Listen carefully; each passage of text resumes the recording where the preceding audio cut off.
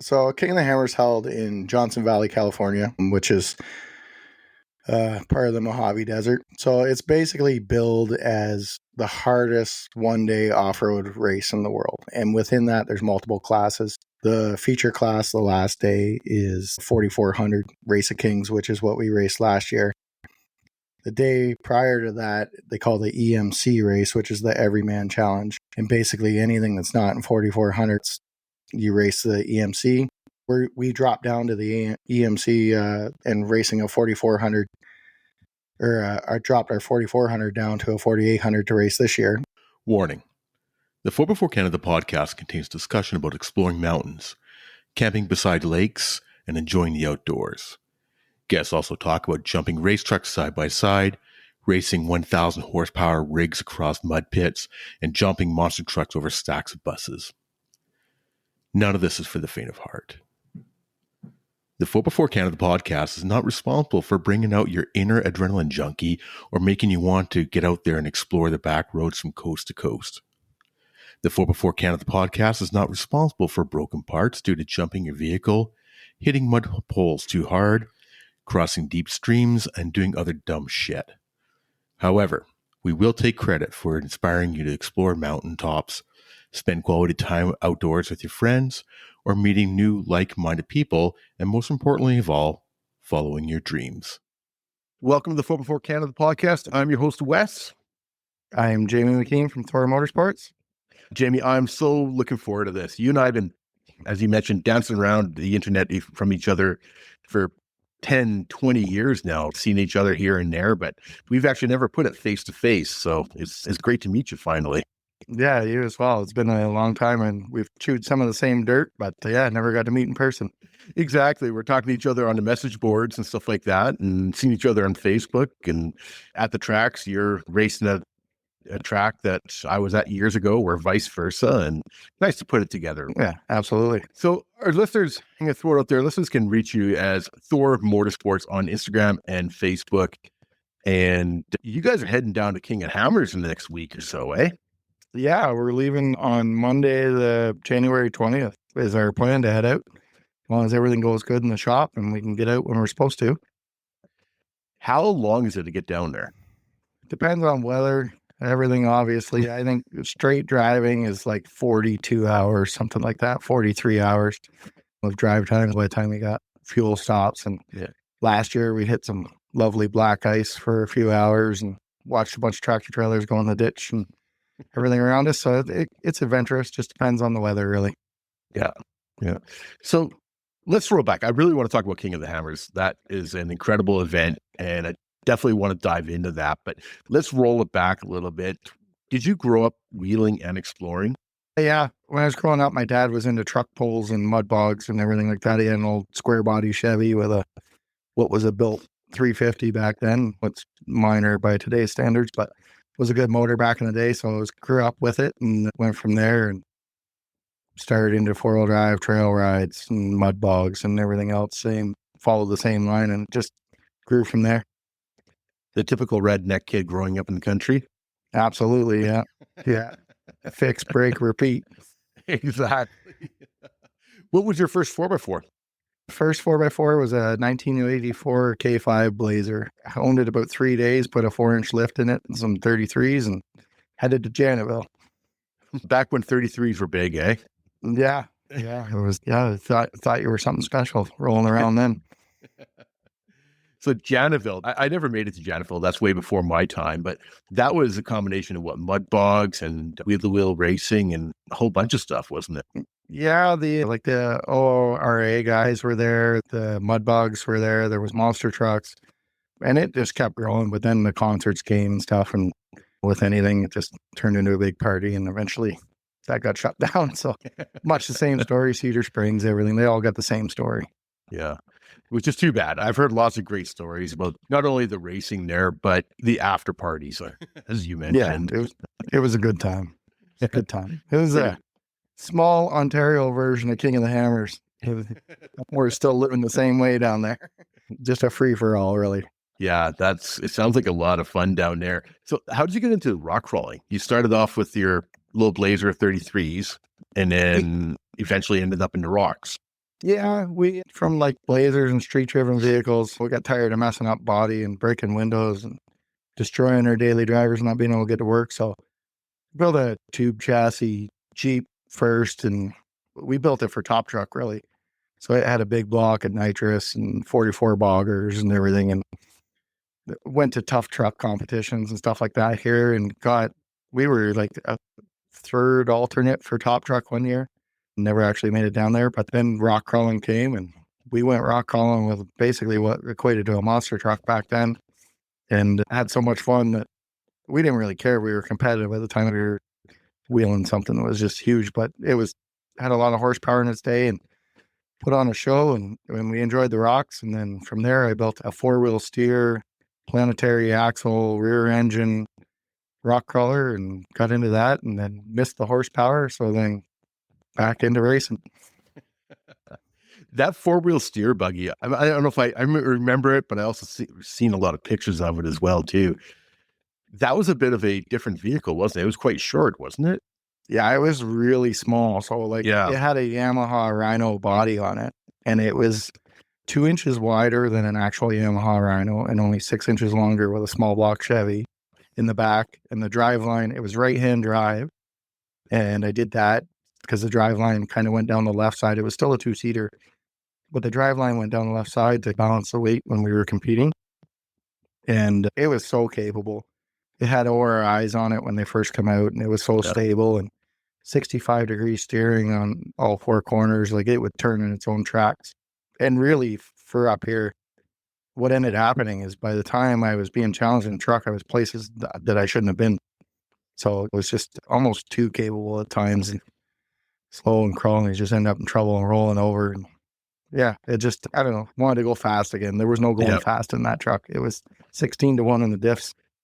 So it was made for tight technical wheeling.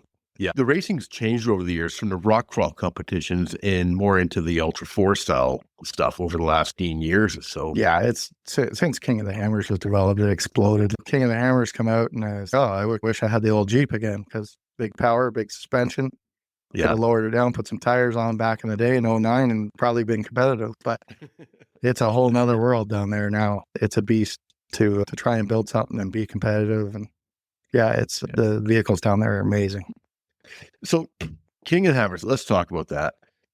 For our listeners that don't know what the KOH is, they've been living under some rock and they've never heard of King of the Hammers. Maybe you can explain to us what the King of Hammers is and what it's all about. So King of the Hammers held in Johnson Valley, California, which is part of the Mojave Desert. So it's basically billed as the hardest one-day off-road race in the world. And within that, there's multiple classes. The feature class, the last day, is 4,400 Race of Kings, which is what we raced last year. The day prior to that, they call the EMC race, which is the Everyman Challenge. And basically anything that's not in 4,400, you race the EMC. We dropped our 4,400 down to a 4,800 to race this year. And from there, there's everything from King of the Motos, which is just absolute animals on dirt bikes, going up rocks that, like, we're going up in full competition trucks on stickies and stuff and struggling to get up them. And these guys are launching up them in dirt bikes. It's unbelievable. But so the race is a mix of rock, desert. You got to be able to do 100 plus mile an hour in the desert, and then drop back door, which can be anywhere up to 13 or 14 foot straight down drop, depending on how dug out it is bottom, and then crawl through. I think last year with the second and third lap of rocks, I believe it was like 110 mile of rock that you had to race through, and then along with the desert. So it's quite the event, and you need basically a Swiss Army knife vehicle. Yeah, because it's a combination of everything, right? The desert racing to the rock crawling, and you can have a good rig that's good at the rock crawling, but it might be slow in the desert or vice versa. Yeah, in the 4,400 Race of Kings, the biggest back and forth for years has been solid axle versus IFS. Yeah. But to be honest, there's been so much development in the IFS now that they're starting to dominate. There's still guys in a solid axle like Randy Slauson, Eric Miller. Like, they're running solid axle and they're still pushing up there for the win, but you're talking the elite of the elite drivers. And the IFS is just more prevalent now. There's just more of them. They're better built. Guys are putting in full race teams, factory race teams. So you can only go so fast in that desert, and there's only so much of it. So it really is still one in the rocks. But the difference is now those IFS cars are capable in the rocks, whereas before the solid axle had a distinct advantage. Yeah, which is really interesting. You think everybody's had a bad thing for IFS on the rocks, right? Oh, you can't go rock crawling in an IFS, but it's been really interesting in the last 10, 12 years how the technology has just improved so much. Yeah. And even now to the point you're getting trophy trucks running four-wheel drive, which years ago that was considered all those Baja 1000 trucks were mostly two-wheel drive because a four-wheel drive wouldn't hold up. Now the technology from Ultra 4 is trickling through everything. Yep. And they're starting to see these things can take just an extreme amount of abuse. Like you watch Shannon Campbell or Jason Shearer or any of those, the Gomez brothers, you watch them through the rocks. It is unbelievable, the pace. Paul Wolf is just an animal of a driver. He drives a truck hard and he's hard on his body. He doesn't let off. If it's getting a little hairy inside, he's fun to watch. But also with IFS comes a lot of money, right? Absolutely. Yeah, you're talking $500,000 trucks, US. Yeah. It's crazy. This guy's down there racing have as much money into their motor as I have into my whole rig. It's insane. But you just still got to finish. We drove past a lot of guys that were broke last year and a lot of high dollar trucks and just you got to have a good day. And it's I say all the time, it's a 10-cent part going to take you out most times. I've had that before. Trust me. Yeah. It's tough for sure. And I think in the rock crawling, a lot of the guys actually work on their own machines, a lot of them, don't they?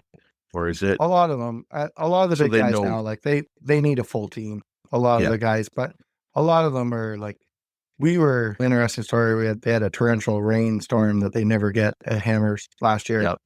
And our garage and pit area got flooded out. And we were right beside Paul Wolf. And Paul is right there digging in. His family is there helping. So he's doing a lot himself and working on everything. And Shannon Campbell's wrenching on stuff. Like obviously when you're building cars that level, you got to outsource some stuff. But yeah, they're wrenching and grinding. There is some drivers that just show up and drive, but very few. Most of them, they're wrenching and getting it ready for the next day. Yeah. I think a lot of them too, that you need to know your vehicle. If something happens out on the trail or on the course, you need to know what's happening and possibly how to fix it. So it definitely helps. There's been some guys show up and drive and not finishing cars that they could have got going. I know there's been road course drivers that have raced and roll over and didn't realize that there's going to be an airlock in the cooling system and then couldn't figure out why it was overheating all the time. So just stuff like that, like you just experience. They're mechanically inclined and they've fixed lots of stuff, but in the other sports, when you roll over, your day's done. But isn't that you roll over, you're going again, right? Exactly. That's half the fun though, too, is working on your own machine for us. For a little bit. That's true. So we worked on ours a little too much last year, but yeah, it's fun. So you mentioned you're in the 4400 class last year. Yeah. What does that mean? So are these basically a rules wide open thing and too buggy and go for it?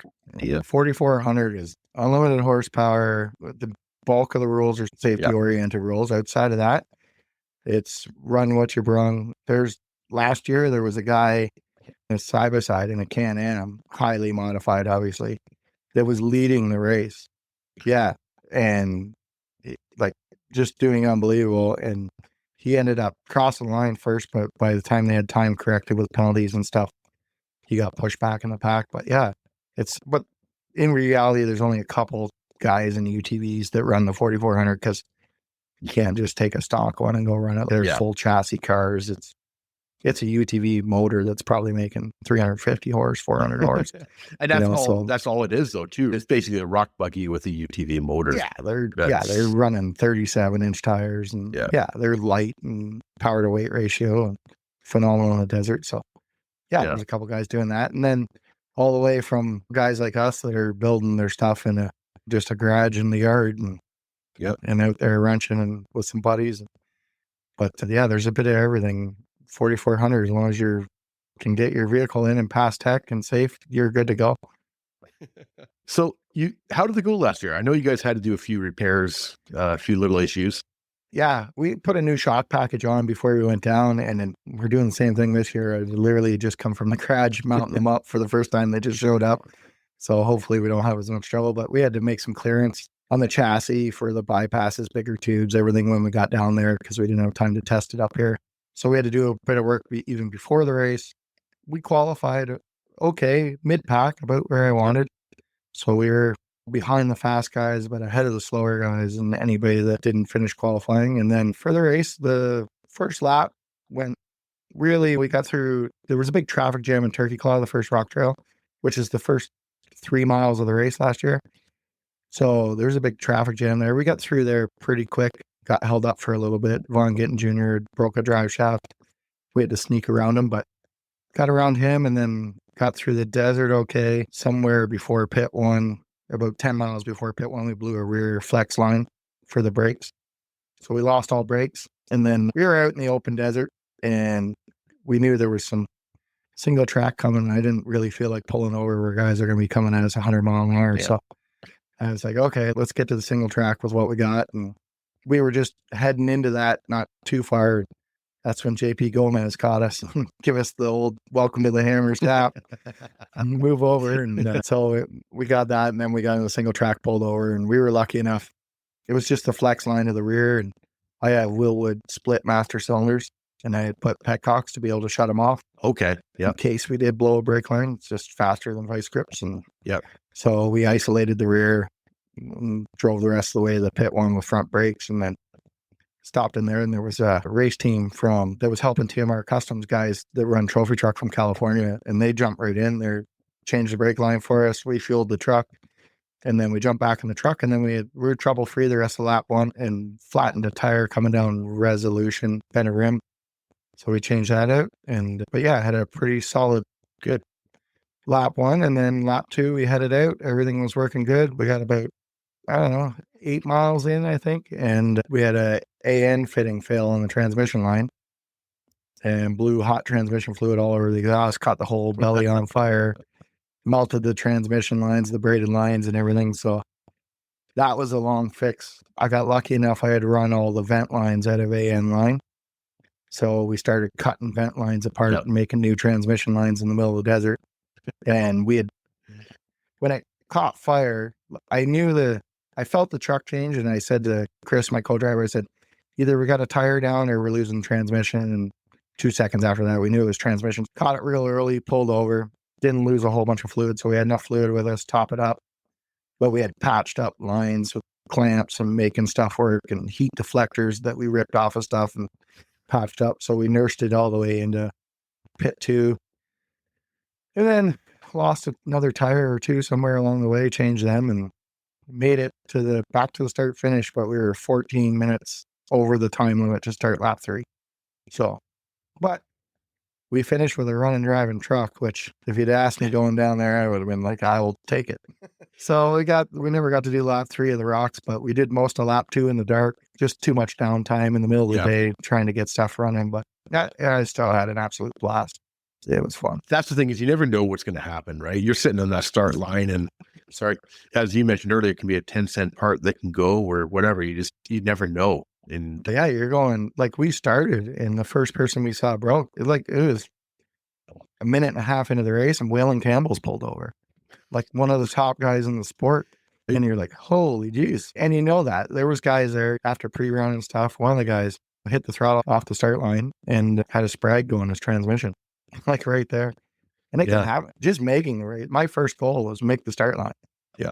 Because you do a bit of pre-running. You still got to get through qualifying. Like it's easy enough to wad it up in qualifying and just yard sale the thing and not get it back together. So goal one for smaller teams, make the start line and then just get as far as you can and try and finish. Yeah, exactly. So you mentioned qualifying and such. Now, when you get down there, you're pulling in on a Monday or Tuesday, right? Yeah, we were down pretty early last year. Yeah. We pulled in a Thursday before race week. So when you get down there, you can do the pre-running and you're running the actual course. And how long is that each lap? So last year, I think the first lap was like 85 miles. Fair distance. Yeah, you're out there. And it's not 85 miles around local. Like you're going out there in the middle of the desert. You're a long ways away when you get out to the end of it. So it's a big loop, and then you come back. Second lap, you run maybe the first third of the first lap and then divide off, and you're out in another section of desert. So it doesn't do the same loop all the time. Okay. Every loop is different. You start in the same, but then it divides off. So as you go, the race gets harder.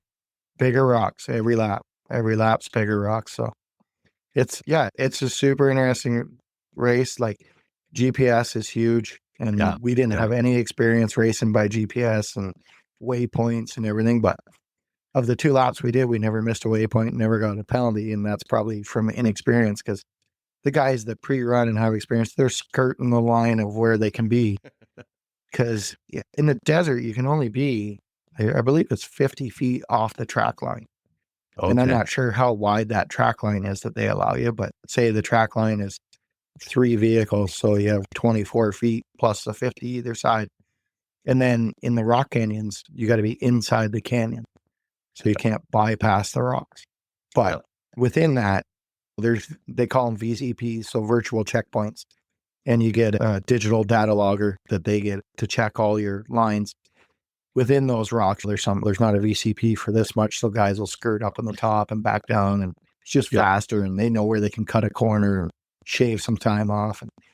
And we were just so inexperienced that we drove the exact race that Dave Cole designed. Like we hit every rock because we didn't know where to go other than on the little line in our GPS. It's different. You guys, this is your first time out in Johnson Valley, really, for the most part, and compared to guys who've been running that for the last 10, 15 years. And so they got that experience there too. Oh yeah. Even though the course changes, at least they have their bearings. They know what trail they're in. They know, okay, here comes the drop. We never winched a single climb, and both times we winched were downhill. Oh, really? We were in the dark, following the GPS, go off a drop off, and then there'd be a giant boulder right center diff on a 6-foot ledge, and you're just sitting there going, okay, we can't back up and we can't go forward, so get the winch. But every obstacle we drove, other than that, we never had to. And there was really only the waterfall and wrecking ball that we had to take a couple runs to get up and find the right line. Yeah. But there's so much traction down there in the rocks. It's just a different world than here. Yeah, totally different. We have trees. We have wet rocks where they got that drippy rock. Yeah, it's even though down there, like you talk to them, they're like, we're covered in sand and stuff. And ours are covered in just moss and Exactly. There's no such thing as a big bump down there. Like they don't wheel that way. They get tires on it and get traction up. Yeah. Whereas like here, we're trying to hit the thing with all the wheel speed in the world before we get to it. Rocks are a little rounder here as well, though. Like that's there's true. Some sharp ledges down there. Yeah. So I know that when you're going through some of these little canyons with these big, huge rocks, and guys are braking, and doesn't matter. You still have to find a way around them. You can't bypass that because the guy's broken.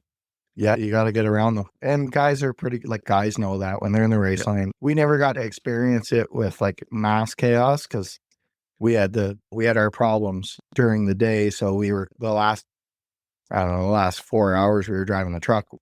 Everything that was broke was already off to the side because they'd been sitting there forever. But in Turkey Claw, it's a thing. You stop, and like when we pulled in, Von Gittin Jr. was underneath his truck changing his drive shaft, and I'm like, man, that's the last thing I want to do is be the guy that shifts the truck and hurts Von Gittin or something. You pull up and wait, but then they wave you on and stuff and let you know if there's room. But yeah, if somebody's rolled over in the trail, King of the Hammer's always had the line, if you're in the trail, you are the trail, right? And there's been experiences of guys driving over other guys' trucks, and sometimes it doesn't go good, but it's the guys racing for the win.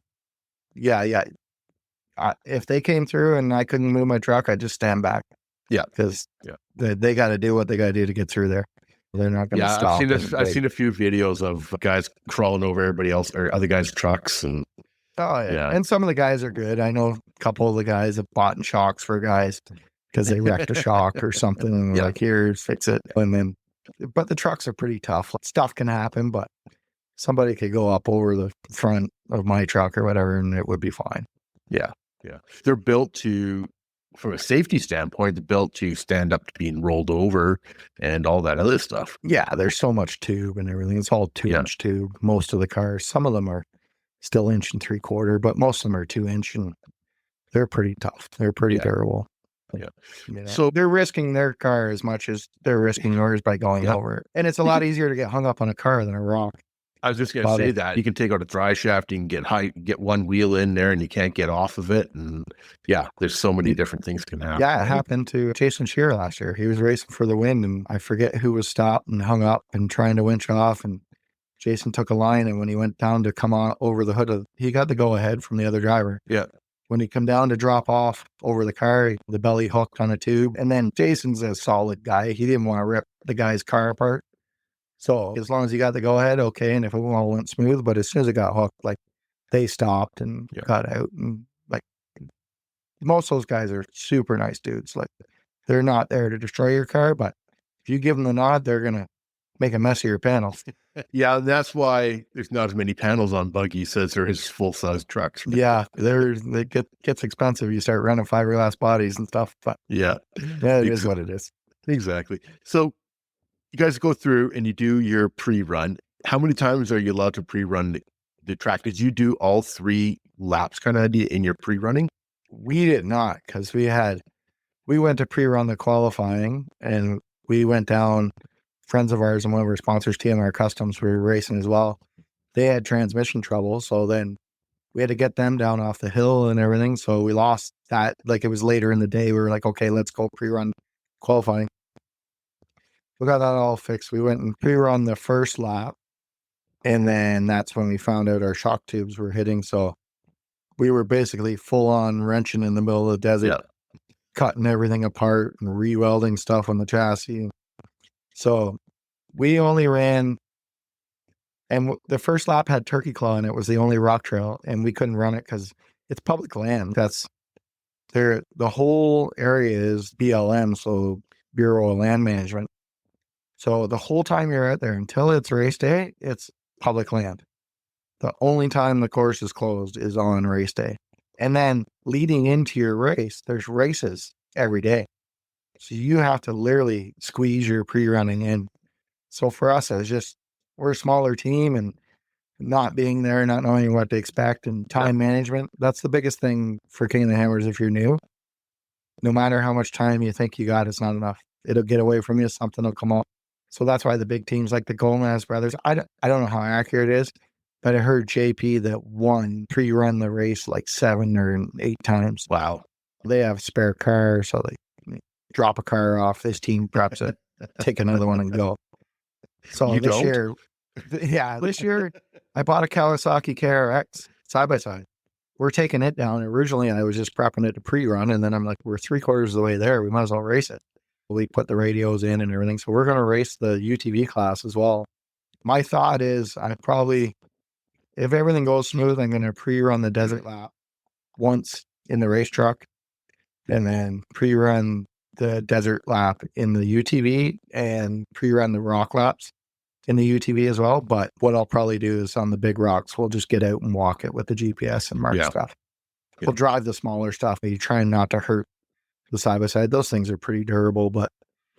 And now with us running, the side-by-sides only run 2 laps, and as well as the 4800 only runs 2 laps. We don't have to hit on the 3rd lap. So literally our side-by-side race is like a pre-race. Yeah. So they'll do the side-by-side first before the 4800? Yeah, we race. So we qualify. I think the order goes, we qualify the UTV on Monday. We qualify the 4800 on Tuesday. Wednesday is like tech and contingency day. Then we race Thursday and race Friday. Okay. That's like spreading it out a little bit at least. Yeah, it'll be, just as long as it goes smoothly. Yeah, that's true. It's going to be, I wish I was 25 still. I'm trying to trick myself into thinking I'm an athlete still. Going back to that conversation we had off air about as we get older, we have to make sure we do our stretches in the morning, and because otherwise we're screwed for the rest of the day. Yeah. And that's something else too. Your body takes a beating, no matter how good your suspension is. Yeah, it's funny because like recently we used to run suspension seats in the big truck, and we recently went to a solid seat just because it's where everybody's going. And my understanding is guys were if the truck suspension's moving different than your seat suspension and then they get out of time and stuff, guys were experiencing back issues from the suspension seat itself. Then there's always the mounting issue. If the seat flexes and the webbing hits the floor, you got problems. So Yeah. we went to a solid seat last year, and in the desert, we had Wayne from Alltech tune our suspension, and we had brand new Radflow Evo bypass and coilovers that were just released. And in the desert, we 85, 87 mile an hour. We were just running into stuff where you're like, okay, I guess it'll take it, and that was what we were learning as the race. Like I would constantly ask Chris, my co-driver, what speed are we at? And it's not because I'm like, oh, how fast are we going? Coming into every whoop section, I'd be like, okay, we hit that one at 75 and it was like going to get groceries. So obviously that we can get through that better. So then it was just a point of reference. And Wayne Islerington from Alltech, as much as he tuned the suspension, he come out in the truck with me and basically give me some driving tips for the desert because he knew we didn't have it. And it was only like 15 minutes and he wasn't talking to me for a big long time. He was just to the point. We went through a whoop section and he goes, circle back to the start of that. So we go back to the start of it and he goes, you see where you were on the throttle there, you could see the mark in the sand. And I'm like, yeah. And you need to be at a consistent speed by this bush. And I'm like, Wayne, that's 14 inches difference. And he's, yeah, but by there, you need to be at consistent speed. He goes, otherwise the truck won't be settled when you come in. Right. And you're going to be chasing that through that whole whoop section. Sometimes you're in whoops for a mile. Yeah. Like it's crazy. They might not be huge, but you're in them. And it's as much about keeping the truck in time and no different than anybody that snowmobiles or motocross or anything. It's just as much about having everything in time with the terrain. So you're dancing across the top. So that is harder than it looks. You see the videos of these trophy trucks and that, and I've got a fair amount of experience with the off-road racing, and you're right. But it's a lot harder than it looks to actually get there. Yeah, smooth on the throttle and light on the wheel. It made such a difference. That little run with Wayne was worth its weight in gold. I'd have paid him just to do that without tuning the shock.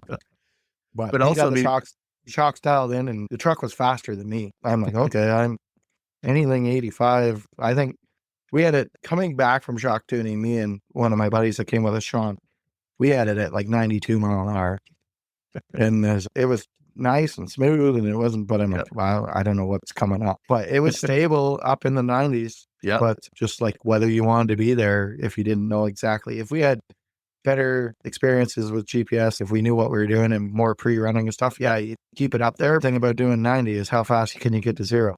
That's it's also a totally different thing for me. You guys are not used to the desert racing, right? You're mostly on rocks over in Ontario, and I know you guys played a little bit with the Ontario Off-Road Racing Association from time to time on some of their stuff, but this is something totally different. This is full-blown desert racing with a whole bunch of rock crawling thrown in. Yeah, it's like my whole theory going down was survive the desert and get to the rocks. Yeah. There's been enough guys go from Ontario here that we've wheeled with over the years, come back and they're like, you'll be okay in the rocks, just the desert, get through the desert. And because like up here with the rocks, like I said, with the lack of traction or something, like picking lines is so important and seeing that. And we've done so much of that. It really helped. You could tell drivers that weren't experienced on the rocks, just following them and everything through them. Yeah. But desert's another beast. Like I would, and then you got to keep your ego in check too, right? Somebody goes flying by you. If that's a snowmobile or something, you're like, I'm going to be right with you. But somebody goes by you, you're like, you got to sometimes let them go. Yep. So going back to the qualifying, is that a totally different loop than the other 3 laps? Yeah, it's the qualifying last year one of the longer the qualifying seems to be different almost every year. Yeah. They try and keep the qualifying as close to Hammertown as they can, so it's spectator friendly. So the qualifying loop last year, I forget what it was, but it might have been 3 miles or I don't know. It was probably longer than that actually, but it was through this cross drain. So where all the water runs down off the mountains, basically like here, it'd be like a giant washout, right? Yeah. Yeah. So in the desert's cross drain and squared off. And some of those are as deep as the truck and only the length of the truck. So you got to get down through those and then across the bottom of this mountain. Then some of the loosest sand I've ever seen. It just robs horsepower up these hills. You're wondering if something's going on with the truck. And then up the hills, down through a valley, and then up over another hill, and then through more sand. And then we had to come down through a rock trail that's called Resolution, which is, we came down it from the top of the hill down the bottom. We come down it in a minute and a half, and pretty aggressive. But you talk to Dave and all them, like years ago, that used to be a full day trail for guys to get up. Like, it's big rock. You're coming through. Qualifying is probably as hard on the truck as you're going to be, unless you're one of the top guys pushing for a win. They race similar pace, like maybe not similar, but like pretty darn fast through the rocks. They're pushing it hard. Yeah. And just hoping the truck holds up. But then come down through Resolution, drop down back door, then through some more sand up another hill. And then it's like a short course to finish back to the start finish line. I think the fastest guy was like just under 7 minutes, I believe. Yeah. And we were 10 something. That's still respectable though.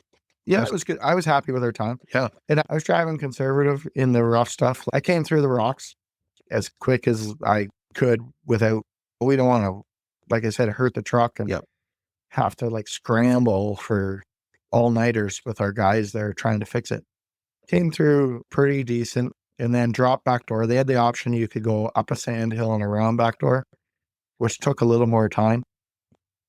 But we had dropped back door in the dark in our practice lap for qualifying. So I'm like, I was pretty confident. The difference is the locals get in there and dig it out at the bottom, trying to climb it the nights before. So you don't really know how deep it is. But I'm like, I didn't drive down here to drive around back door. Like, it's one of the iconic obstacles. And we got to drive down it in the race. So it's okay. So we dropped it in qualifying and finished decent time, running fairly conservatively, and we were happy with it. So how did it feel? You're at the start line, whether it's the qualifying or the actual start of the race, and it's holy shit, I'm racing in the King of the Hammers. Yeah. So they start a staggered start. So 2 by 2, 30 seconds apart. And like, for people who never watch it, you're in there with I think there was 117 trucks registered in our class. We're back mid-pack, bunch of rows back, and you're just sitting there. And it's the biggest thing is, do we have everything? Is everything buttoned up? Are we ready to go? And then it's pretty calm when you're watching the other guys off. And then it wasn't until, okay, we're next, that I started to get amped up. I was after qualifying and everything, like we got interviewed in tech contingency, and even the guy who interviewed us, he's, you're pretty calm for your first King of the Hammers. And I'm like, all the work's done. It's the fun part that's left. It's not, I'm like, I drove all this far to do this. I want to do it. It's not like you're taking a test. You're going to do something you've dreamt about doing forever. So if you're not excited about it, you probably shouldn't be there. But it was, until we were next, it was like, okay, I had a bit of a plan. We were going to let the guy beside us go and use him as a GPS, basically. I follow him, and it was pretty good. And once we got started and stuff, as soon as you hit the throttle and you make the first 2 turns without rolling over, because that's everybody's fear. Don't be the guy in the live stream laying on his side 5 seconds in front of everybody. Yeah. And then, so once you make it through that, then you just start to settle in. And pulling into Turkey Claw blind was a little bit of I wasn't sure. We went in, we actually pulled into it and pulled up too close and couldn't get our transfer case into low range. And messed with that. So then trucks started coming behind us. We could hear them. So I'm like, I know Turkey Claw is the easiest rock trail on the course. So let's find out what it is. Our motor, we got 700 horsepower in the truck. So you can make up for some gearing. Yeah. So we went through it in high range and it was no trouble. We walked through Turkey Claw, no trouble. Once we got through that, and then after that, we started to know where stuff was coming so we could shift the transfer case on the fly. And we figured out it was faster for Chris to shift it and me just run the throttle. Chris has got a good ear, so he would time it. And we got comms and everything, so we can talk, obviously. Yeah. But he would time it perfect. I would lift and boom, it would shift in at 30 mile an hour from low to high. And back and forth. Yeah, it was good. You get into the groove, right? So speaking of Chris, the co-driver's job is not just to sit there and look pretty. No, it's not a fun job. It's a different thing. And co-driving with a GPS is hard. We got a Garmin 10-inch screen. And it's right in front of Chris. Yeah. But if you're co-driving anything, like your actual natural thing is to look out the window like you want to see where you're going. But you're literally just staring at that screen to see what's coming. Because when you're coming through the desert, it's not a race track. Like I said, it's public land. There's crossroads. There's wise spreading off. If I had to drive it without seeing the GPS, I'd have no idea where the trail was. Yeah. And the GPS is over on Chris' side. So I'm basically driving by braille and just going, okay, I'm going to go straight. But what we weren't used to is Chris can see the map is saying go straight. But I don't necessarily know that unless I remember from pre-running every time. So even though we're on the right trail at all those little offshoots and stuff, Chris has to still give me feedback. Stay lane, go. And so it's just something. But by the end, we were improving the whole race and it was fun. And yeah, we might have blew a turn or two or whatever, but we never got a penalty for missing a VCP. Stayed on the course as good as we could. Yeah, it's almost like rally racing, right? 100%. Yeah. Yeah. And those rally racers, you see them on TV, some of those European guys, those guys got such big balls, they have to have a trailer behind them. Those guys are crazy. Some of those passengers are laying down in the car. Really? Yeah. So they don't even see anything. They're not even looking out the window. Yeah, it's insane. That is awesome. Yeah, they're nuts. I watched a video, guy all laid out, strapped down in the car. Yeah. And I don't know if that's for weight or what it's for, but he was low. He couldn't see out the window. I'm like, oh my God. And that's essentially Chris was my spotter when I rock crawled too. So he's my brother-in-law.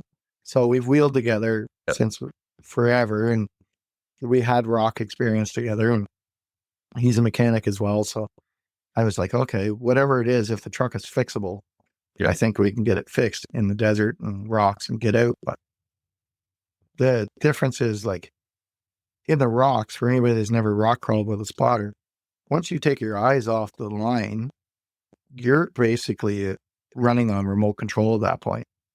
Because if somebody put you in a boulder field and then blindfolded you, you'd have no idea where to put your tires. Yeah. So as soon as you look at a spotter and you're 100% focused on him and you stop reading that terrain for 30 feet through an obstacle, you're done until you get to the next part you can see. It's the spotter, like the co-driver, is really the remote. You're just driving. Did he have to get out of the vehicle like for the spotting, or is it he basically stayed in and just ran with his GPS? The only time he got out was just to winch down those two cliffs or drop-offs that we were hung up on. Other than that, but yeah, guys get out. There's guys in there run-up canyons. Yeah. Like some of the spotter, and Chris is older than me, and we're like, oh man, let's not try and get one of those situations. And then we add the fire suit and the helmet and the Hans device. And the adrenaline's flowing. Yeah, it'd be interesting. We didn't hit any of that stuff that we had to deal with. But yeah, there's been years past. You might have to get 14 trucks through a trail before you can go. So the only thing you can do is get out and help them. Yeah. Because it's just going to help your race, right? Yeah, that's true. Yeah. Yeah, you can't. And it's right in the rules. If a vehicle stops and you can't see somebody, like you have to stop and check on them. Yeah. And if you stop and assist a driver, say there's a bad rollover and something in the desert, if you stop and get out, they'll know you stopped because they can see the tracker. And if you have to help get a vehicle or a driver out of a vehicle or whatever, or if you got to call for help because there's an injury, they'll give you that time back. Yeah. So it's really because the desert's so vast, they can't watch all of it. Race ops is always on it. They're not far away. They're spread out. It could be minutes before they get to you. Yep. Yeah, they're really big on don't leave a guy behind. If you see them and it looks like they rolled over and they get a stop, get the thumbs up. Yep. From everybody you're going by. And sometimes you slow down and nobody's with the car. They've been broke in our case, because we were broke for 4 hours in the middle of the day. So yeah, we passed lots of cars and nobody was near them. But you still slow down though. Yeah, you try and look. And if you don't see anybody, you're like, okay, then we're good. But yeah, you check up and look in. And if there is a driver there, like they'll step out and give you the thumbs up. Yeah, exactly. If they hear an engine coming, they know. And there was guys in Rock Canyons. There was one guy wedged right in the trail.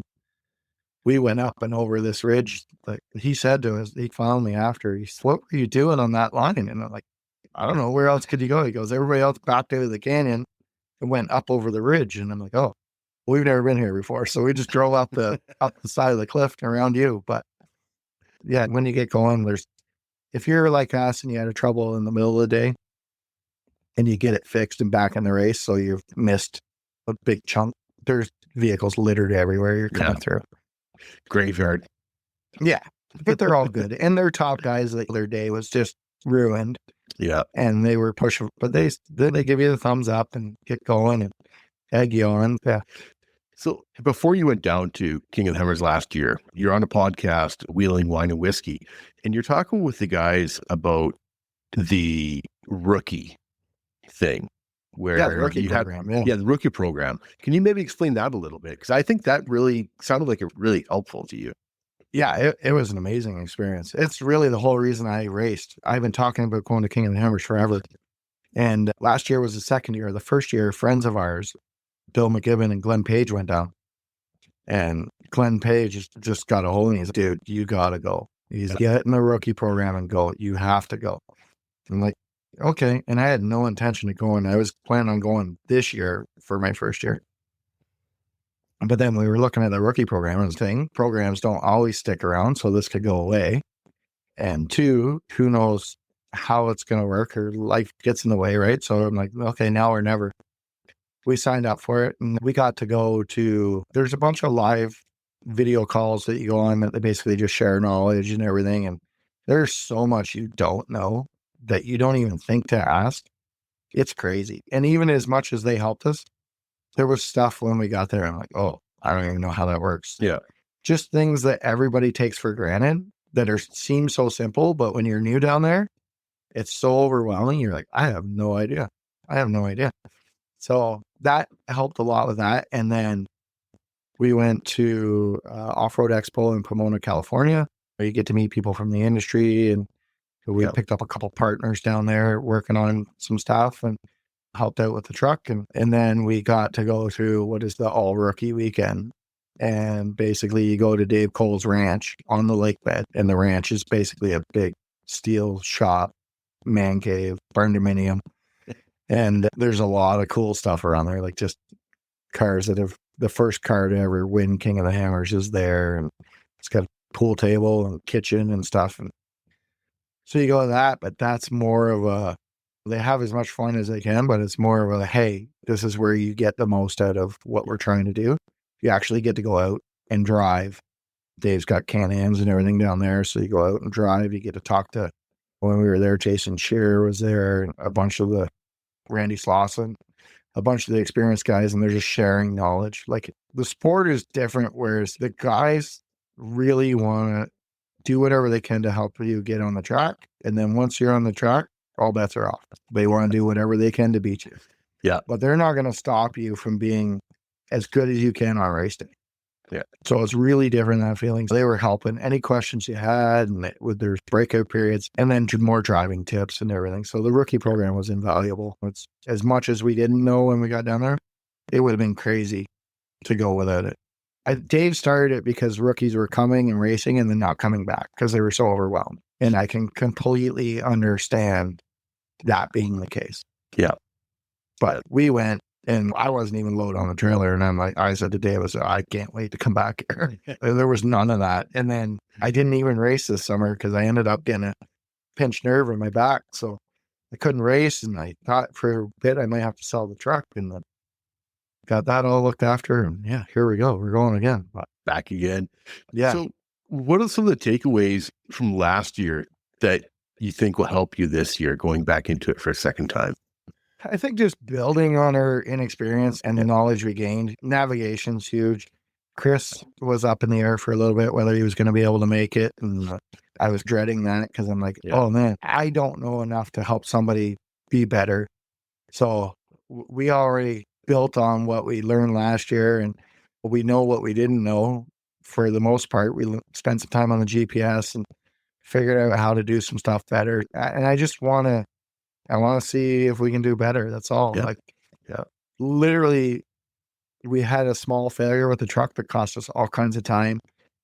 Other than that, like, everybody that has asked me about the race, and it is the hardest day in the race in the world. And I think definitely the hardest one to win. But if you're just trying to finish and you have a capable vehicle, it's not overwhelming. As long as you have some experience in the rocks and you're okay dropping ledges and making climbs and maybe skating on the sidewalls a little bit to get around stuff. And as long as you have that experience, it's not overwhelmingly. Now, we didn't get to do the third lap. Some of those rocks, maybe they're just chaos, but I've seen King's Veto. I've seen some of the hard trails and spotted some guys up at rookie weekend. And I'm like, this is all doable. It's all drivable. Dave Cole will go down there and make it look like it's easy. Like every trail down there, that guy will just butter through them. And Randy Slauson drives solid axle, and that's why he can still win, because he gets through those rocks. Yeah. Just smooth and flowy, right? So it's not, I don't want to say it's not as hard as I thought, but it's not as intimidating as I thought. Oh my God, where are we going? Yeah. There was never a point where I was like, now, sometimes when I couldn't see the GPS, I'm looking at what's straight forward going. If we're really going there, that's crazy. And the most kind of unsettling thing was some of the mountaintops. There's a mountain, Fisher Mountain, and you get up the top, it's a single track around, skirts around the edge of the mountain. Then I asked Chris what's on his side, and he said, it's just trail, but none of us can see anything over the hood. The vision in a race truck's not like the vision in a crawler. And he's, what's on your side? I said, I don't know. I can see about 300 feet down, but after that, I don't know. And he's just, stay over on my side then. And you're skirting around, and once you get on it, it's not as intimidating. But when you're pulling into that blind, pulling the nose of your truck over stuff, and you don't know what you're dropping into, that's a little unnerving, but it's all pre-running. And last year I took everything. I had a spare motor, spare transmissions, and I gave my transmission away, and the team was good. They ended up buying it off me before we left, but they had a bunch of trouble and stuff like that. We didn't need it, luckily, but if you really want to get in the race, you can get anything down there. And so this year, I'm not going to drag as much stuff down.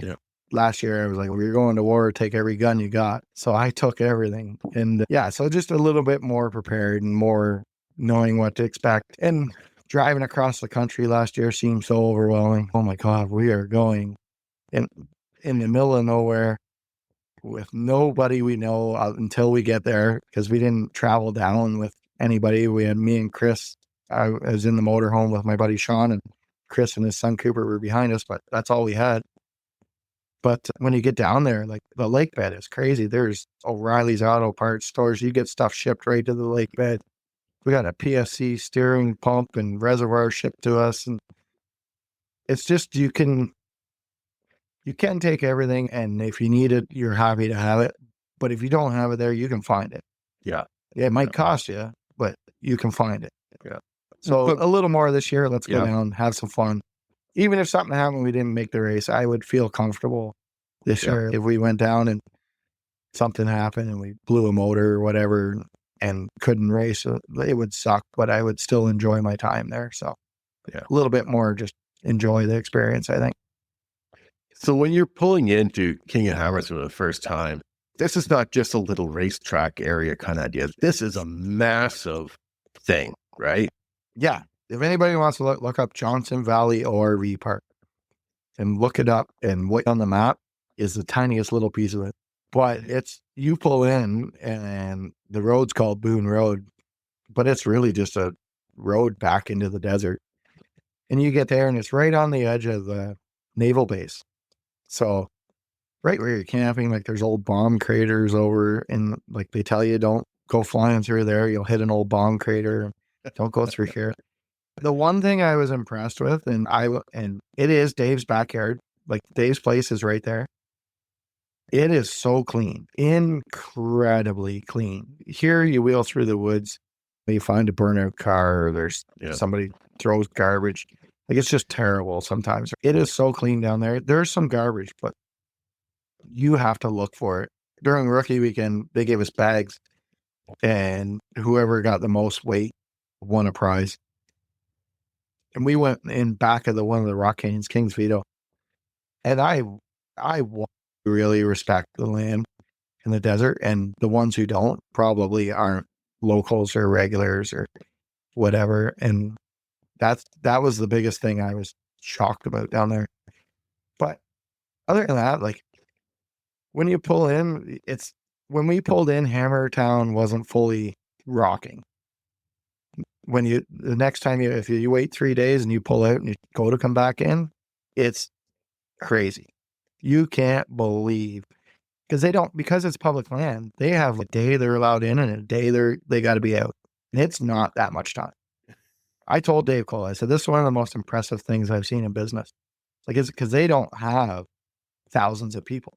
Their full-time staff is, I don't know, it might be 8 to 12 people. Yeah. And then a lot of volunteers, and then they bring people in, and everybody around Hammers there's a lot of last minute stuff, but that's because there's no other option. They have a day or two to move in. Yeah, they start last minute, and if anything happens, it's just going to pile on, and they figure it out. It's incredible. There was 2 full-blown bars in the middle of the desert, like pool table and brisket and smoked food and everything. It's insane. It seems like the atmosphere, from what I've seen and from what I've read, that the atmosphere is incredible. Not only do you have great racing and you got a lot of cool people hanging out with each other, but as you mentioned, you got these bars, you got all kinds of stuff going on throughout the whole week. Yeah, my wife came down and she was like, when she got there, she's, we are not bringing our girls here. We got 2 daughters. And by the second or third day, she's like, oh, this would be fun for them to come to. But there is chaos going on. There's just anarchy everywhere. But when inside the racing compound, it's pretty chill. It's all fenced in and stuff. But we got flooded out last year, so we ended up staying out in the desert and at the rookie camp, which was fantastic too. There's nightlife, and if you go over to Chocolate Thunder or Backdoor at night, like, there's just chaos going on. But if you got any type of rowdiness in you at all, and you love off-road or just a gearhead, it's crazy. We were talking about SEMA off air, and I'm like, I would much rather go walk around King of the Hammers and SEMA, because you're seeing just as cool of stuff, and it's all being used. Yeah, and even it's not just the racers; it's all the other vehicles that people have brought in. Man. Every spectator brings every toy they got in their toy box. There's sand rails there. There was full-blown monster trucks pulled in. Rock buggies, trophy trucks, side-by-sides done every which way.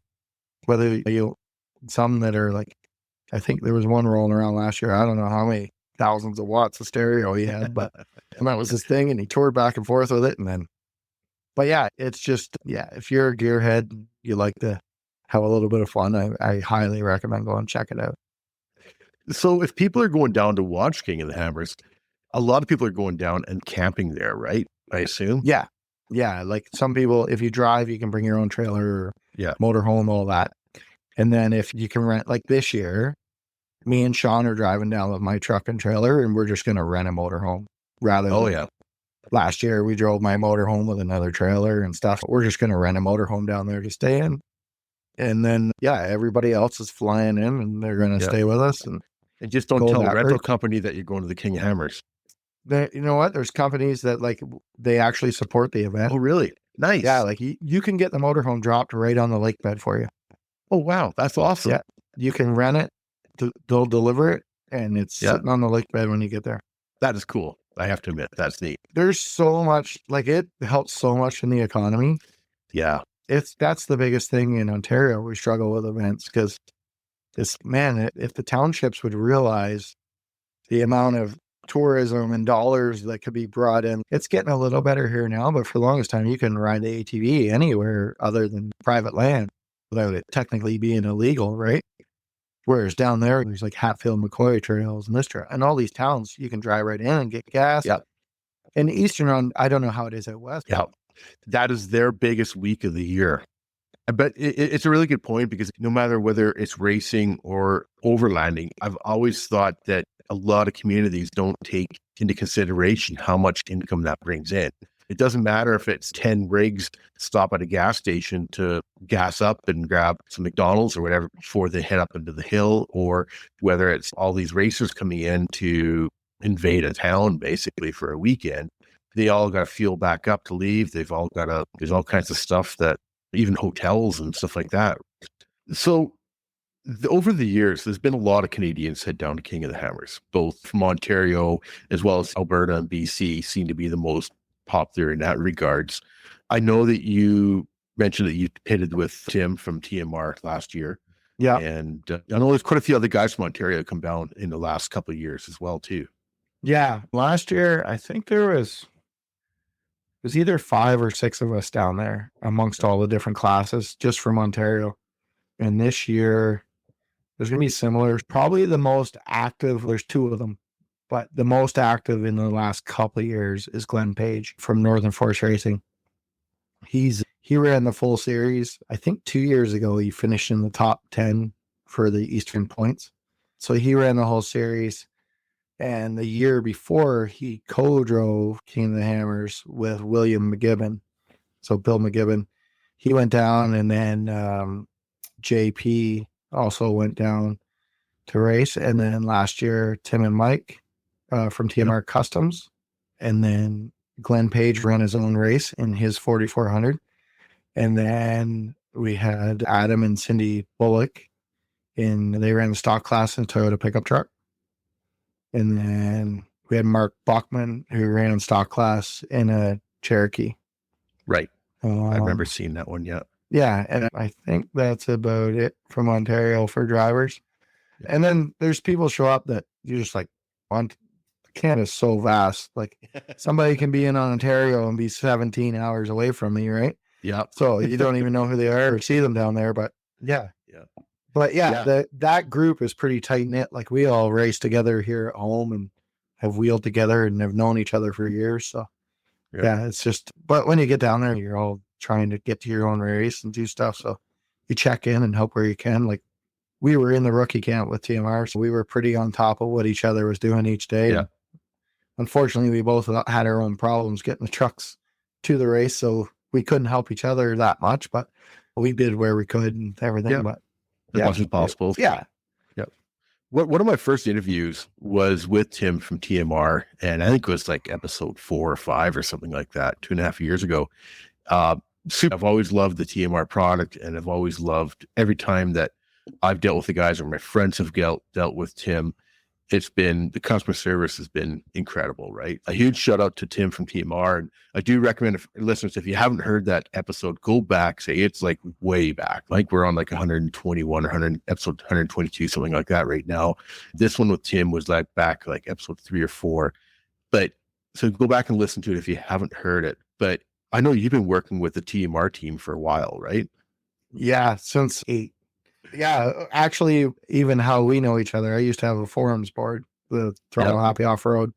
That's where the Thor Motorsports comes from, because we were Throttle Happy Off-Road, right? We had the forums board, and Tim and Mike were on there, and I had the Jeep with the big block, and I was building the Rhino buggy. And Tim just randomly shot me a private message saying, hey, could we work it out to advertise on your forums with a banner? Because at the time, it was the forums board in Ontario where most of the hardcore off-roaders were that were fabbing their own stuff, and that's what they wanted to get into. So I said, I'll tell you what, I'm building a rock crawler with tractor axles and I need bead locks, and I have to make them. You can't. I got to make my own rims, make everything. So I said, why don't we work a deal and you sponsor my crawler? So then Tim showed Mike videos of me wheeling the Jeep and everything, which at that time we were on YouTube all over the place before it was really the thing. And yeah, I guess Tim said to Mike, what do you think about sponsoring this guy? And they're like, yep, that'll work. So yeah, we've been working together a long time, and it's just an ongoing, it started as a sponsorship, but it's really just a friendship now. And they helped me out a lot with the truck, with parts and everything. And they're local and they ship stuff fast, and they're out there beating on the same parts. So when they built their chassis, I'm running one of their chassis now. I had always built my own stuff, and then they built their chassis, and I was like, okay, let's update mine. And so I put theirs in, and they're out there wheeling the exact same thing and treating it the exact same way. And they're really open to feedback. If you call them and go, hey, this failed, they're like, oh, really? And then they'll call around to the other guys that have chassis. And if there's something that's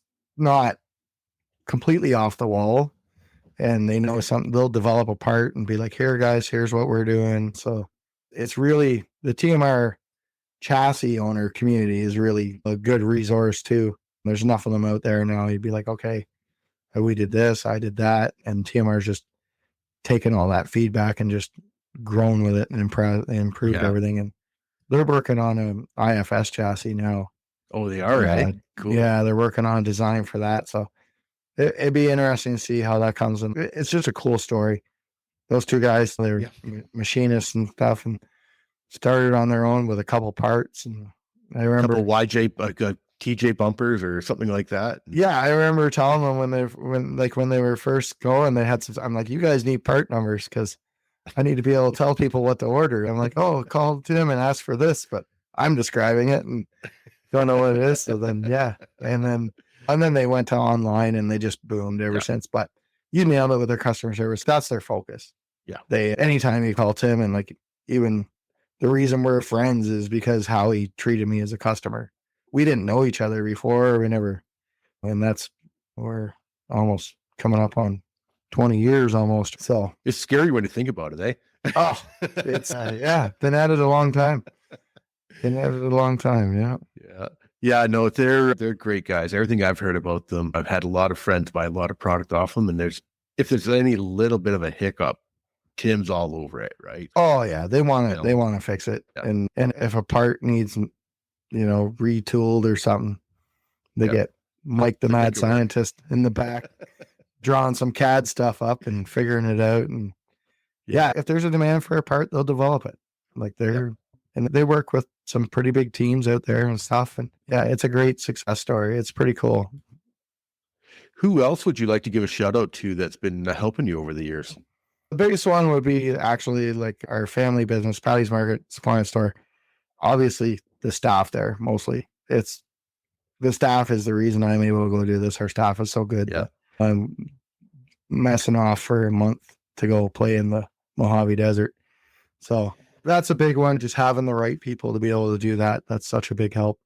And then Mark Callery from the welding shop, he helps us so much with trailers and parts for the truck and stuff like that. Like I just dropped some parts off the other day and he had them to me in the afternoon. Can't just walk in and do that. So and then more recently, Radflow Shocks has been huge. The new shocks they just delivered, I didn't even get a chance to take pictures of them yet. We just started trying to see what we got to change on the truck to fit them, but we're going to be running their internal bypass because the new class we're running, you're not allowed to run two shocks. You got to run a single shock. Okay. So we're going from a coilover with a quad bypass combo to all in one coilover that has internal bypass capability. That'll be interesting. Yeah, it's my hope is obviously we're stepping down in suspension a little bit in theory. My hope is because we're not the team that's pushing the limits of that suspension in the desert anyway. I'm hoping it can work out somewhere similar at 80 mile an hour, whatever. It's happy still. So that's my goal. And then, Maxxis tires. We've been running them for a long time and they help us out a bit. And then just recently, Method Race Wheels came on board to help us with our UTV rims. So that was exciting because going to buy 10 bead locks just off the hop is not that fun. Yeah, they helped us out with that a bit. And it's been good. Other than that, just all the people that help in the shop and everything. It's all random friends. And my buddy Mike Simpson's been with me since back building the Jeep days. Super knowledgeable and helping. He was here tonight in the shop. Yeah, it's just done by committee. If you try and do it yourself, you're going to go crazy. And you do got to do a lot of it yourself, but it's nice to have people you can call when you're really stuck, right? Yeah, exactly. Speaking of the side-by-side, I saw a picture of it on your Instagram, which again is Thor Motorsports on Instagram. That thing looks like you're running some huge tires on it. So it does right now. The tires, I just picked the Maxxis Roxillas up for it last week. And one of our mechanic at work, Brent, he's there unmounting and mountain tires. And it looks like a tire shop right now in the shop. But I bought that off another Ontario racer that raced in the Outlaw, like hill killing series. Oh, yeah. So he raced in that and it had 35s on it, but they look huge. They look like 37s on it. Like they're a Maxxis Carnivore, I believe. And they do look big. Even when I roll the class that we're running, 1000cc stock, naturally aspirated class. So limited modifications, but you got max 33-inch tire. So Maxxis builds a 32-inch Roxilla, which is the closest to a 33. So that's what we're running. And you roll it beside those Carnivores, still look big, but yeah, it's a Kawasaki KRX 1000. I bought it. It was previously heavily enjoyed. And and I knew I was prepping the truck. Like I only bought that thing back in September, October. And I bought it. I took it for one family trail ride and just to see. I wanted to know how it worked and stuff. Yeah. And super capable. They're amazing in the rocks themselves. But I could feel stuff that wasn't tight and hear noises and everything. And I bought it for the parts list. I knew it had been raced and everything. So I wasn't looking for something that was showroom condition. So I brought it back, sent it up to Steve from D3 Off-Road. That guy's incredible. He's another guy I should give a huge shout out to, because without him, we wouldn't be racing the side-by-side or anything on the side-by-side side of things. And he races buggy too and stuff. Like he's just super knowledgeable in the off-road.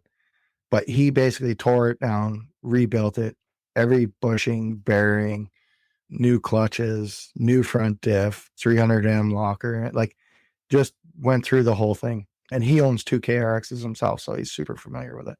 Yeah. So he basically prepped it, got ready to race. And but I was same thing. You look at that thing on 35s and you're like, how is this going to hold together? But right? There's guys running 37s on them. Wow.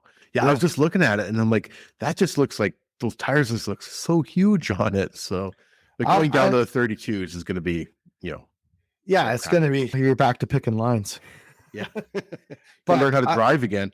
I'll tell you right now, like that thing on 35s and the guys on 37s, like if you go wheeling, if you don't have a capable rock buggy, you're going to get your feelings hurt. I was climbing stuff like short of my actual crawler. You're like, 4-wheel steer and stickies and everything. Yeah, it's going to walk all over a lot of that stuff. But I was climbing through some boulder fields and stuff, and it was all slow because I didn't want to break it or beat on it. We were just, we weren't flying or anything, but I was climbing some decent rock and super capable. Yeah. I was impressed. I was at an event in Kelowna here in BC back around the end of October, and they have a bit of a different style of racing over here. They call it a Havoc style, and it's you know what it's like. They got the big rocks and they got the stuff, but they got mud in there and they've got everything in there. A friend of mine, Josh Hall, competes in that. Yes, he's from Ontario. He used to live right up the road from me. We were each other well, yeah, you know the style, right? Yeah, but this guy had a side by side, and the thing. He entered in the open class, and the thing actually did really, just because it's so light and nimble, right? Yeah, and horsepower. Yeah, like the whole reason I bought the KRX is because one, they don't have a ton of power, and they're not a turbo machine. Yeah, it's because as soon as you get into something that can have a turbo, now it's just a race to how much money you can burn because it's unlimited, right? So same thing. You just think, okay. And I'm bad for getting caught in that trap. When there's horsepower, I like to have it. So, okay, I'll just race the stock class, then I can't touch it. But famous last words. But those unlimited buggies, somebody on social media just posted a video of Can-Am dynoing like 453 horsepower at the wheels. Insane. But the power to rate ratio, it's not 453 horsepower on a 5,000 pound rig. Yeah. It's 453 horsepower on a 1,000-pound rig. Oh, there's guys that always try and have a debate like, oh, side by side is faster than your race truck or whatever. And I'm like, I know. I'm like, it's smaller, it's nimble. I'm like, unless we're racing big, wide open stuff. But even that with those turbo machines and stuff, you watch them come out of the hole at hammers, like the two there's 2 or 3 that race unlimited class. You watch them come out of the hole, they're pulling right there with 700 horsepower, full on race truck. And like, to me, the reason they don't all typically race together, the side by sides are getting so big now, they're almost a full tube chassis. But it's just the spirit of the thing. Some off-road racing, like it's a builder kind of thing, like, and then some is production and whatever. So, and you got to keep it that way to keep the sport alive. If everybody can just go race in the side by side, then just buy a side by side. But if you want to build something and go racing, then that's the way to do it. But they're incredibly capable. Like, I'm excited. I have no seat time in this KRX. Like, I have another like Kawasaki Terex, which is a 4-seater family machine. Yeah. Toured around. I probably put it in some places I shouldn't for a family mobile, but zero experience in the KRX. Like, I have 2 hours of seat time in it, maybe. So it's going to be interesting. And same thing, Radflow helped us out with shocks on it and everything. And so they're all got to be tuned, and we got to meet Radflow on the desert. They're going to tune our suspension. But the side by side, I keep telling everybody, I said, I'm treating that more like I was at a go-kart track and somebody looked away. I'm just going to go out and have some fun. And I plan on, having a bunch of laughs during that race. That's what it's all about, is having fun and laugh. And you gotta, like, if you can't enjoy the time in the truck, like, there's going to be points you're stressed out and amped up and the adrenaline's hitting you. If you got a co-driver, like some of those guys drive by himself, that's got to be intense to me, because there's nobody there to break or relieve you or crack a joke when you're GPS. I don't know how guys do it on their own. I really don't. Watch the GPS, drive, know where they're going. Yep. And I just need somebody there to, every once in a while, I'll be like, okay, let's just have a bit of fun and crack a couple jokes while you're going and stuff. But it's different. This year is going to be interesting because we do have a competitive truck in the class we're in. So anybody that asks me, what are you most afraid of? I'm like, coming in after the first lap and being up in the standings somewhere, because now it's a different game.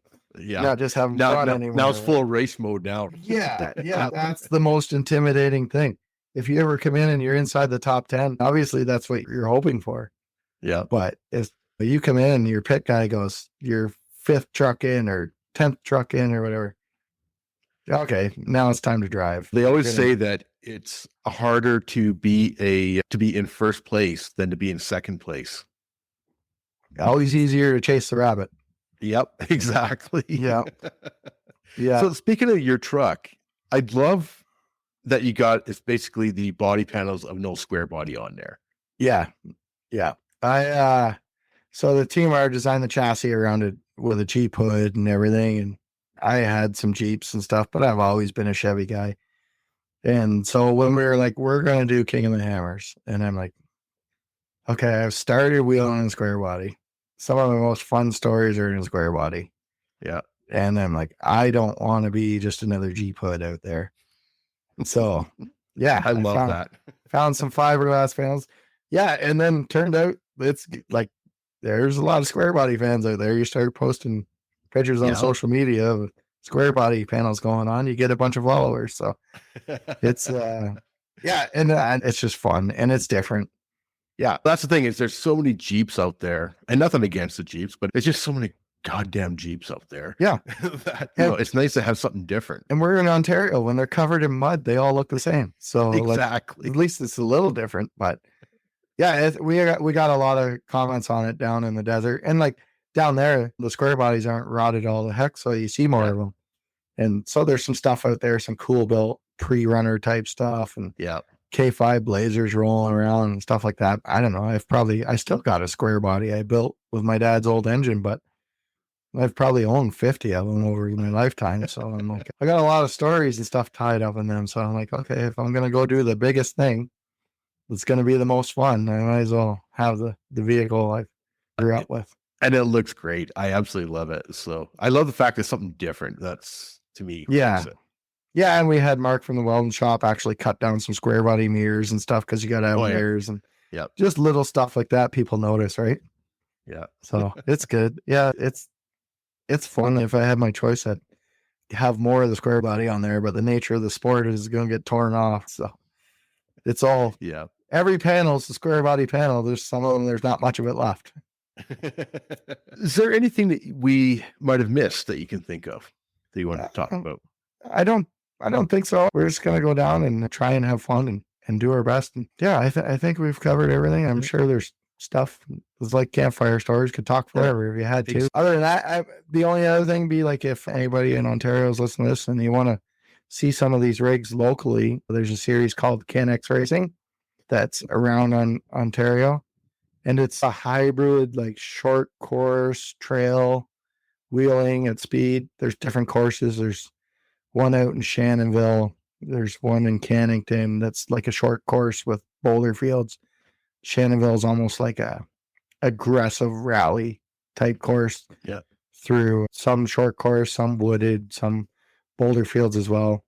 And then I didn't get to some of the new events this year, but there was one up in Bancroft that's almost turning into a big off-road festival. And then last year they had one in Washago as well.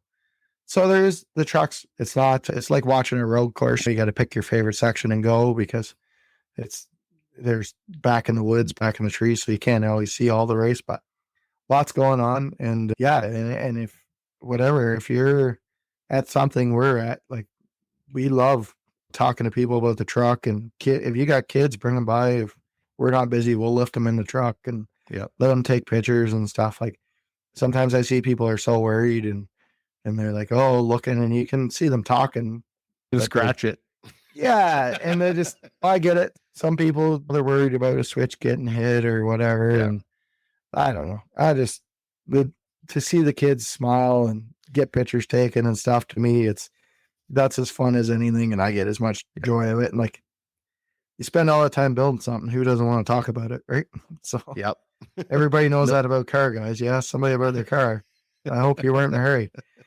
So I've had so many conversations out in front of Home Depot, and an hour later I go in to get my whatever I'm buying, and yeah, it's crazy. Like, sometimes you got to tell the wife it takes an hour to go get a bag of milk. Like, they know by now. In the parking lot. Oh yeah, no, it's one of those things, right? So what do you have for plans in 2025?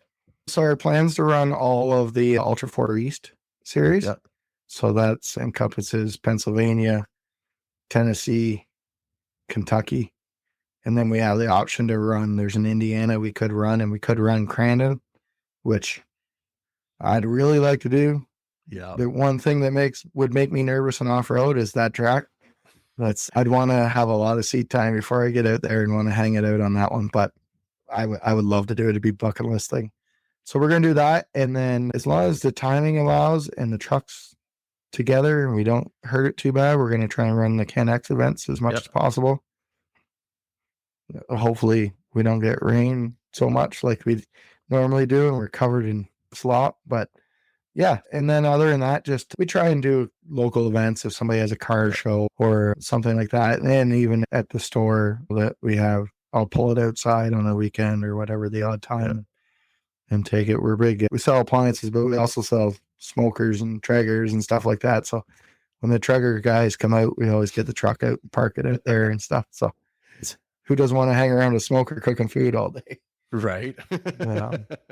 But yeah, mostly just try and get the East Coast series. It's pretty spread out this year. It's so it allows for some downtime in between, because in nature, you're just wrecking the truck every time. Even if you come out driving, the truck's hurt. Like it's hard miles. There's lots of racing you can do. There's Line Mountain down in Pennsylvania. Yep. You could go run. That's the granddaddy of this Ultra 4 racing. Yeah. Right. So Line Mountain's a little more tame as far as rocks, but it's so fun. It's tight, wooded, and you're right. Exactly. There. We went and ran it one time. There's 143 vehicles because all the classes run together. Yeah. So like, you want to have fun racing. That's a fun race because you're always passing somebody or getting passed. Because the track might be 6 miles, 7 miles sometimes, but there's 140 vehicles on it. So it's such a fun time. It's a wide variety of vehicles too. This has been going on for 40 years or 50 years this race, right? And there's still vehicles are running leaf springs and 311050s, and there's 1600cc Volkswagen dune buggies out there. Like, it's just unbelievable. It's so fun. And some of the top, Eric Miller came from there. The Blyler brothers all came from, like, some of the top Ultra 4 drivers are Line Mountain guys. Yeah. And it's, if you want to do a grassroots race and you can pass tech and you want to get the experience of Ultra 4 without having to build a vehicle that'll get through the rocks, go to Line Mountain.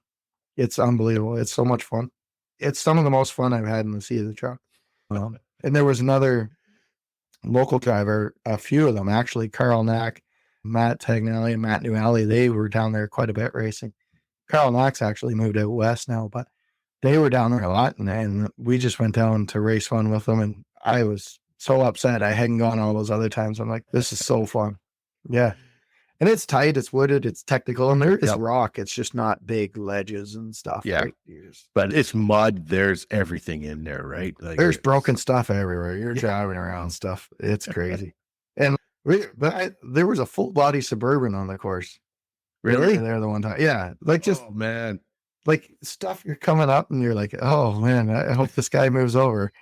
It's just, it was fun. So that's cool. And then the other thing I'd like to do is on the side-by-side thing, I'm hoping to get out with the family and do some racing with it. And there's I think it's the longest race in Canada. The Dacre Rally is in Bancroft, and it's 21 hours or something. They give you to finish it. And it's more of a navigation guided stuff. So it'll be fun to do.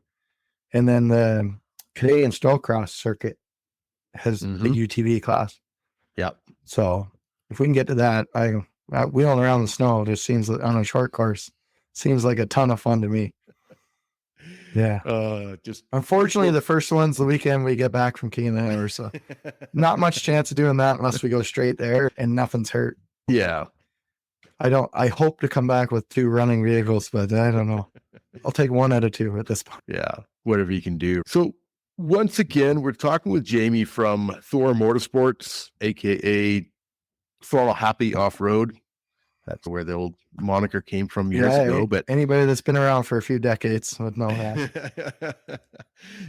You can check them out at Thor Motorsports on Instagram and Facebook. And the last question we ask every guest is, what Canadian would you like to listen to on the 4x4 Canada podcast? Probably Glenn Page. Glenn Page, as I mentioned earlier, is right now probably the most experienced Canadian driving Ultra 4, at least from Ontario anyway. And recent, there's been drivers doing it in the past, but yeah, and Glenn's just a fun guy. If Glenn's around, you're probably in for a good time. Yeah. And he actually hosted at his farm one of the CanX races. Oh, yeah. And it's been wheeling his whole life. Yeah. Glenn Page, and I don't know if you'll recognize this name, but Bill Galley. He had the Flexi van at Top Truck Challenge. Okay. Yep. So Bill raced with us locally and stuff, but Bill and Glenn were the dynamic duo for years. Glenn was his co-driver, and I don't know who the voice of reason was in that truck, but I don't think there was any. It's probably why they did so well, because they're 2 guys that drive towards fun, that's for sure. But yeah, Glenn would be if I could pick one, he would be the one. Yeah, awesome. Yeah, I definitely have to get a hold of him for sure. Awesome, Jamie. I really appreciate you spending the time with me tonight, and I can't wait to hear how the race goes for you, King of Hammers. And hopefully we can hook up after you get back and do a little recap on it. Yeah, absolutely. Hopefully I got some wheeling stories and not some wrenching stories. Exactly. Oh, man. Looking forward to following you guys again. Everybody can check them out at Thor Motorsports on Instagram and Facebook. And yeah, we definitely want to hear some good stories about King of the Hammers. I know we could go on all night tonight. I mean, we've already been into it for an hour and a half, and I know we could do another hour and a half of talking, but you get both of us going. Yeah, absolutely. But yeah, once again, thanks for coming on tonight. And I look forward to talking to you in early February. Yeah, awesome. Sounds great. Thanks a lot.